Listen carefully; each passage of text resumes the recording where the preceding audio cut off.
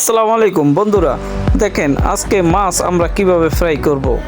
তো আপনারা দেখছেন প্রথমে ধুয়ে নিছি, এরপরে সুন্দর করে সাইজ করে কেটে নিলাম, পিস পিস করতেছি সর্বপ্রথম।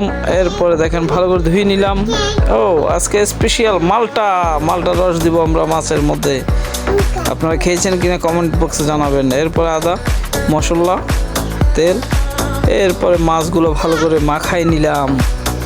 এরপরে কিছুক্ষণ রেখে দিলাম, পেঁয়াজ কুচি কুচি করলাম, দিয়ে দিলাম, শসা সাইজ মতো কেটে নিলাম, মিক্স করলাম।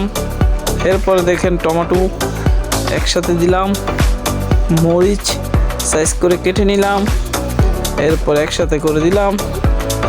এরপরে দেখেন এই যে আমরা এখন কিছু শাকও দিয়ে দিলাম, ফুলকপি করে দিলাম, দেখতে সালাতের মতো মিক্স।